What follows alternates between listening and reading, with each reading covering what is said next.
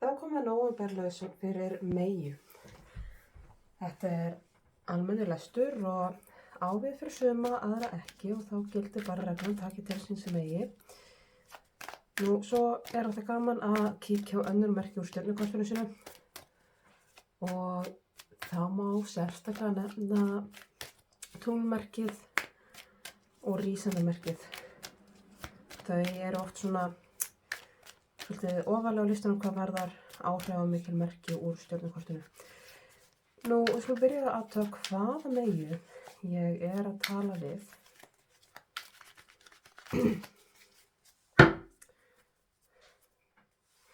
Kæra Meyja, þú ert í eitthvað svona ferli sem í því að stækka þig, þroska þig, efla þig, mögulega ná þér í eitthvað aukna þekkingu, aukna menntun, bæta við reynslubankann og þú ert á valdeflandi vegferð. Það er allavega svoleiðis. Þú ert að skilja að baki einhvers konar fortíð sem að einkennist af mögulegu óheilbrigði, einhvers konar munstri, einhver meðvirkni, jafnvel. Það eru þannig einhverjir skuggar sem þú hefur svona unnið úr og séð að það er einhver mynstur sem að þjóna þér ekki lengur og þú sérð fram á bjartari tíma og þú ert að stefna svona úr einhverju skugga og yfir meira ljós og í svona léttari, bjartari tíma og lyftir svolítið þessum drunga sem að hefur kannski stundum verið í hugaðinum í fortíðinni. Og þetta er ákveðin endurfæðing af mörgu leyti. Þú ert að skilja við alls konar gamla sorg, gamla minningar, gamla sársauka og eins og ég segi gömul mynstur, jafnvel gömul sambönd til þess að skapa rými fyrir eitthvað nýtt sem þú ert að stefna í áttina að. Og þessu hefur fylgt líka að þú ert að upplifa sjálf þig mildara, mýkra, kærleiksríkara, þarft ekki að vera í einhverju svona varnarham eða bardagagír því að hinga til eða lengi vel þá þurftirðu, finnst mér, oft að setja svona í stellingar til að takast á og vera alltaf í einhverjum átökum og svona brettu bermar og býta í jaxlinn og setja hornin undir þig og svona fara á hnefunum. En þetta hefur verið að breytast og þú ert farið að finna að þú þarft ekki að berjast, þarft ekki að fara svona á hnefunum. Það er rými fyrir þig til þess að vera í mýkt og þú ert búið að uppgötva að það er oft bara þægilegri og betri lausn á hlutunum, á áskorunum að mæta þeim með mýkt í staðan fyrir einhverju hörku. Þannig að það er mikil mýkt og mildi að fæðast innra með þér. Vissulega eru margir boltar á lofti núna og stundum upplifur pínu eins og sért alveg að kafna, en þá þarftu að minna sjálf þig á þessi boltar sem þú ert með, þessar einhver ábyrgð eða byrði sem þú tekur á þig, er þetta eitthvað sem að tilheyrir þér eða ert að taka á þig fyrir aðra og mögulega að óþörfu og eru jafnvel einhverjir einstaklingar í kringu sem að eru að setja ábyrgð á þig sem að tilheyrir þér ekki, eru einhverjir í kringu sem að setja sína ábyrgð yfir á þig. Þá þarfst þú svolítið að passa þitt eigið og snúa einfaldlega bakinu við og ekki láta þetta taka svona mikið rými hjá þér. Það er nóg að gera hjá þér án þess að einhver annar sé að bæta við sinni ábyrgð á þig og það er svolítið þar sem mér finnst þessi leksía sem þú ert að læra núna vera mikið að fjalla að þegar þú ert búið að læra rosalega mikið hvað varðar að fara ekki alltaf hörkunni, þannig að þetta er svona pínu spurningin núna, hvernig í fyrsta lagi ætlarðu að sýna sjálfu þér mildi og umhyggju í þessum aðstöðum þar sem ómikið að gera og margir boltar á lofti og mögulega einhverja einstaklingar hringuðu með óraunhæfa kröfur eða frekju gagnvart þínum tíma, þinni athygli, hvernig ætlarðu að sýna þér mildi í þeim aðstæðum og eins hvernig ætlarðu að takast á við þær aðstæður með mildi og ekki fara í gamla mynstrið sem þú ert að kveðja, ekki fara í það að bretta upp ermar og fara á hnefunum eða bara urra nógu hátt og ýta frá þér. Hvernig ætlarðu að tækla þetta með mildi? Það alveg leið til þess og setja, finnst mér sérstaklega hvernig ætlar þú að setja skýr mörk og standa við þau án þess að þurfið hörku til þess. Hvernig ætlar þú að setja þessi mörk og standa við þau, þar á leiðandi elska sjálf þig og vel til þess að setja þessi mörk. En hvernig ætlar að setja þau fram án þess að sé af hörku við hina? Hvernig setur þau mörk með mildi? Þannig að þetta vera að leiðbeina þér og benda þér á að núna reynir á þessa nýju hæfileika þína, þessa mildu hæfileika þína. Af því að þú hefur sennilega stóru vart við að þessi milda orka, hún klæði þig vel, við skulum segja það. Þannig að kíkjum aðeins hérna aftur í tímann. Ef við horfum aftur í tímann þá varstu svolítið mikið í huganum og upptekja að hvað hugurinn segir, hvað rökhugsunin segir. Hvernig á ég að hugsa og segja og gera og hugurinn segir oft bara áfram og hugurinn segir líka, urdan býttan þegar kemur að því að setja mörk eða þegar manni upplifir eins og þessi gengið að manni og hugurinn líka í því að dreyma án þess að framkvæma en ég upplifi þig á öðrum stað núna. Þetta hluti af gamla sjálfinu þínu sem þú ert búið að vera að fjarlægjast.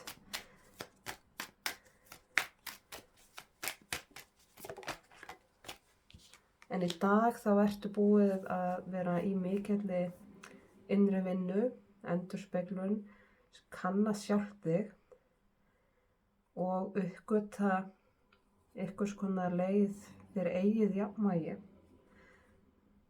Og þú ert í þessari innri vinnu ennþá, þú ert ennþá að spegla þig sjálfu þér og átta þig á eigin atferli og eigin munstri, hvernig hugunum bregst við tilfinningum og hvernig tilfinningar bregðast við huganum og svo hvað hegðun á sér stað í samræmi við það allt. Þannig að þetta mikil skoðun hjá þér og sérstaklega að ljósa þess að þú var svolítið áður bara mikið í huganum.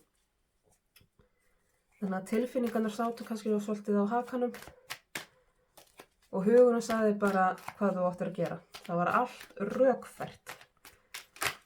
En tilfinningarnar kannski glemdust og þar á leiðandi þá svolítið hvarf mildin og það getur oft orðið svona harka og kuldi í kringu það. En eins og ég segi, mér finnst það að vera hluti af fortíðinni. Það kemur hérna sem fortíðin. En þú ert búið að vera að uppgötva svona mildari hlið að sjálfu þér. Þannig að káum aðeins hérna hvað komandi áskorun þá.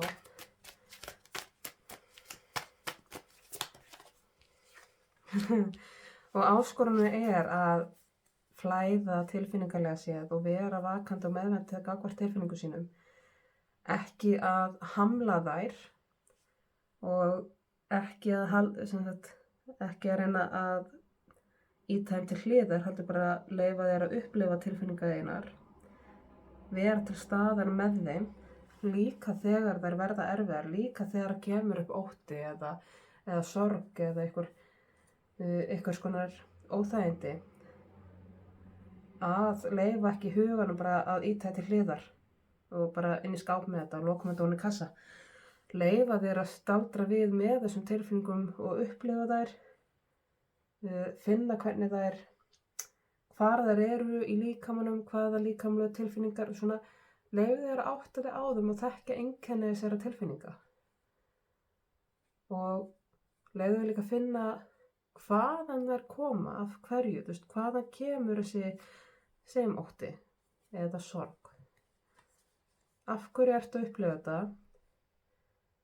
og af hverju hefurðu forðast þetta? Af hverju hefurðu notað hugann til þess að forðast eða rökfæra þessar tilfinningar? Og hvernig hefurðu áður brugðist við þeim? Þetta er stór pakki til að fara í gegnum. Og það geta alls konar komið upp. Og þessu fylgir jafnvel að það komi upp alls konar sem að verður til að maður kannski bara þarf að fá að vera eitt með sjálfu sér og gráta svolítið. Það verður kannski stutt í alls konar tilfinningum, maður verður meir, maður verður rosa næmur. En því fylgir líka þá er oft stutt í hláturinn líka, við skulum ekki gleyma því. Það er stutt í gleðin líka, maður upplifir oft svolítið bara lífið og sjálfa sér sterkara.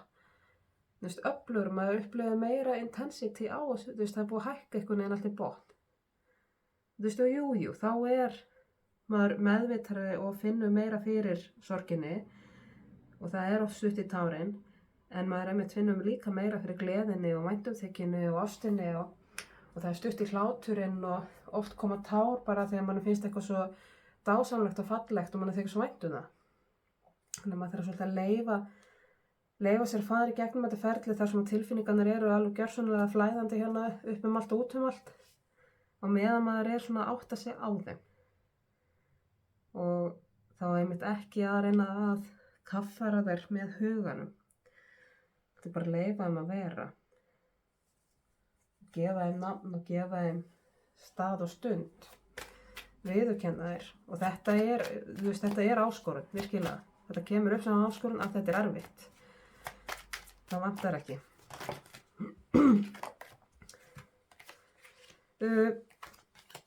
Ráðleggingin þín er svo að nú væri ekki vitlaust að bæði nota það sem þú hefur þegar lært í gegnum lífið.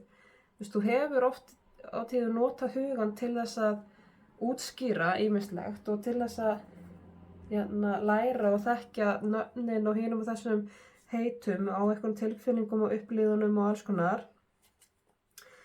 Þú getur notað það líka til þess að greina þessar tilfinningar og átta þig á þeim án þess að kaffæra þær, án þess að bæla þær. Það er hægt að nota þetta saman. Hugan og tilfinningarnar. Það er hægt að láta þetta vinna saman. En hins vegar það væri heldur ekki vitlaust fyrir þig að hreinlega leita ráða, ræða við eitthvað sem að þekki til, eða hefur farið í gegnum svona mikla tilfinningulega vinnu, jafnvel, eitthvað sem að er hreinlega bara lærður í því, eitthvað sem þú tengir við andlega, eitthvað sem þú finnst þess að vera svona geta verið andlegu leiðbeinandi, eitthvað sem að getur skilið þig án þess að það fara að fjalla alltaf hinn, eitthvað sem að getur virkilega setið og verið til staðar fyrir þig, hvort sem ráðgjafi eða leiðbeinandi er hreinlega bara að ræða þetta við fagaðila, eitthvað sem að er bara með, eins og bara sálfræðinga eða geðlækni eða geðhjúkrunarfræðinga eða handleiðara eða eitthvað svoleiðis. Það er heldur ekkert vitlaust. Markþjálfa, finna þér eitthvað skona handleiðara, eitthvað sem þú getur talað við þessi mál, fengið eitthvað skonar speglun fyrir þig, af því að mér finnst þess að þú sért mögulega búið að vera svolítið eitt í þessum pælingum og þessari innri vinnu og ert búið að vera svolítið mikið bara í speglunum eitt með sjálfu þér og þá getur oft verið ágætt að fá eitthvað sem þú getur speglað við, eitthvað sem að þú kastar boltanum til og viðkomandi kastar boltanum tilbaka. Þannig vinnst oft rosalega vel úr verki þegar maður er svona að átta sig á eitthvað svona einhverjum svona tilfinningum og upplifunum og líðan og vera að gera sér grein fyrir eigin mynstri og atferli og hegðun. Þannig að ég myndi allan daginn ráðleggja að finna eitthvað sem þú getur speglað þig í. En framundan er áframhaldandi flæði, en þá hefurðu hérna framundan meiri yfirsýn yfir gangi mála og það sérstaklega á þessu tilfinningarlega og andlega sviði. Það sérðu hvernig þessi tilfinningarlega hlið þín flæðir. Þú gerir grein fyrir hvernig þínar tilfinningar virka. Hvernig þú flæðir og hvernig þú getur fundið þægilegan farveg fyrir þínar tilfinningar, þína andlegu hlið. Í fortíðinu þá vildur bara svolítið mikið pakka svona kassa og stingin í skáp. En það gengur eiginlega ekki lengur og það samsvarar ekki hver þú ert lengur. Og það er hér framundan að ef þú heldur að vinna eins og ert að vinna núna og heldur því áfram og farð hérna kannski smá ráðleggingar og eitthvað handleiðara, að þá finnurðu frekar farveg þannig að þessar tilfinningar fái bara flæða jafnt og þétt, þannig að þetta sé ekki einhverja bombur eða grátköst eða allt einhvern veginn svona yfirþyrmandi stóra tilfinningar. Þannig að þú fær bara að flæða og njóta og skilja með þessa yfirsýn. Þá skulum við fá hér smá aukið innsæi.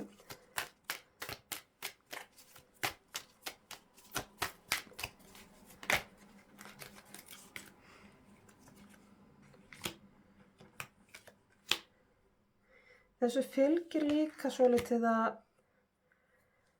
þetta hafa verið að koma upp alls konar mál sem að sennilega spögga þig svolítið. Geta verið alveg stór mál og hreinlega bara alveg svona stórt drama, fjölskyldudrama eða hreinlega bara áfall eða eitthvað.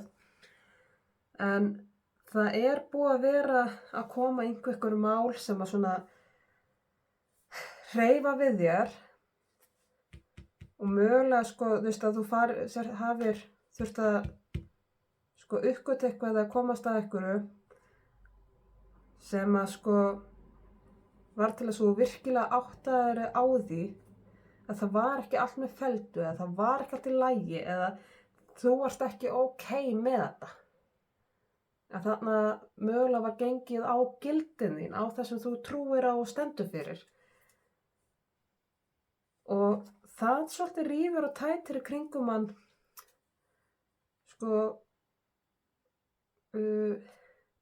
og svona ögraði hver maður er og hver maður vill vera og maður þarf að draga sig til hlés frá aðstæðum og til að reyna að átta sig á.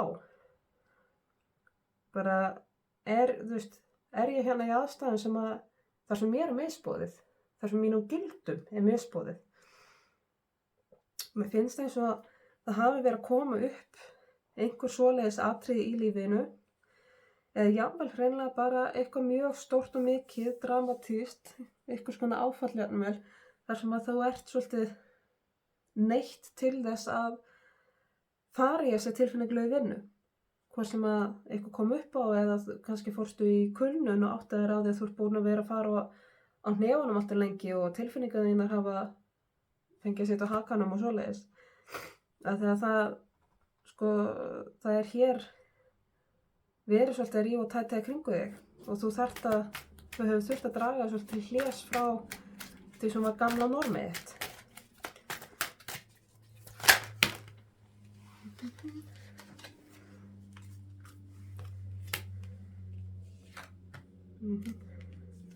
Það er svona, já,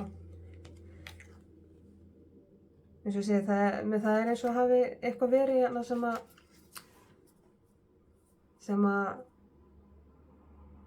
vakti þessa tilfinningu ykkur ónót að hlutinu bara passu ekki fyrir þig, að einhver hlutir í kringu þig sem að áttu kannski heima með gamla norminu þínu, að það var kannski orðið eitthvað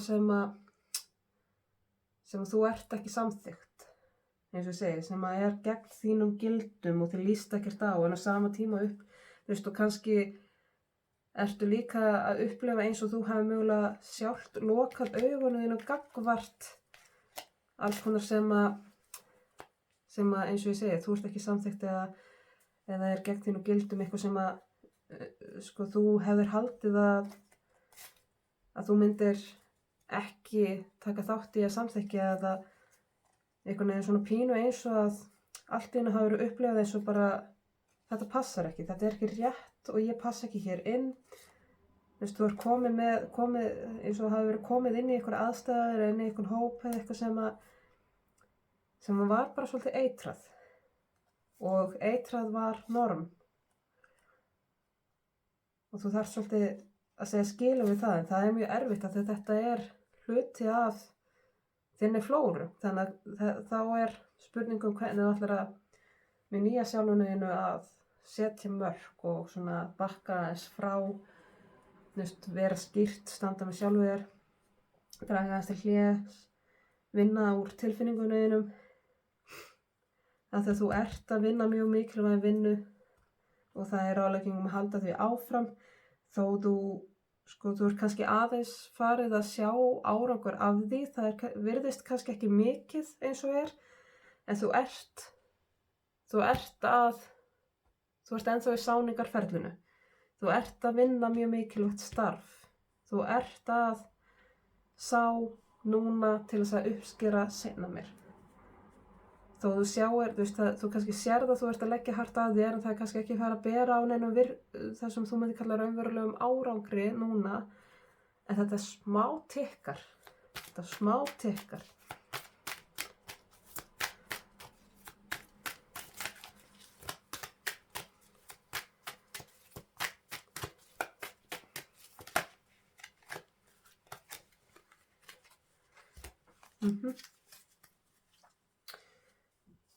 Og það að halda áfram þessari vinnu, þessari tilfinningalegu og andlegu vinnu, eins og ég sagði, það gefur þig meiri yfirsýn yfir þitt tilfinningalega líf, en það færir þig líka ofboðslegan styrk og það sérstaklega þegar við sjáum að því ég var að tala áðan að mildi og kærleiki er ákveðin styrkleiki. Það að taka mjúkt á hlutunum er ákveðin styrkleiki.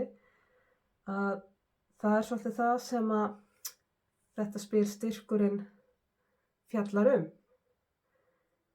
Að mildin og mýktin er alveg jafn sterkt hugrekkinu og drifinu og hörkunni. Ef við lítum svo á að ljónið sé drifið, það sem drífur okkur áfram, það sem að gera okkur kleift að bretta upp ermar og bíta í öxlina þegar er viðeigandi, að þá er konan, hún er mýktin og mildin sem að temur ljónið. Að það styrkur án stjórnar er einskis virðis og það þarf hugrekki til þess að leggja drifið svolítið á hilluna og standa í mýktinni sinni. En hins vegar þá veitir þetta líka styrkin til þess að taka skýrari ákvarðanir, skýrari afstöður gagnvart sjálfu þér, sérstaklega hvað varðar sambönd og samskipti, að þú verður miklu sterkara með sjálfu þér og þar af leiðandi sem einstaklingur heilbrigðari í samböndum. Að því að einstaklingur sem er sterkur með sjálfu sér stendur sannur með sjálfum sér í samskiptum við aðra og stendur með mörkunum sínum, stendur með gildunum sínum. Lætur ekki taka af sér meira en það sem er í boði. Þannig að þetta snýst allt að þú styrkist og standir sterkt með sjálfu þér. Og það er vegferðin sem þú ert á, þannig að endilega haltu því áfram. Þó að þetta sé stundum þó að það sé mjög erfitt stundum að díla við allar þessari tilfinningar þegar maður er vanur að svona geyma þær bara inn í skáp. En ég ætla að fá hérna eitt Lightworker Oracle spil fyrir þig líka.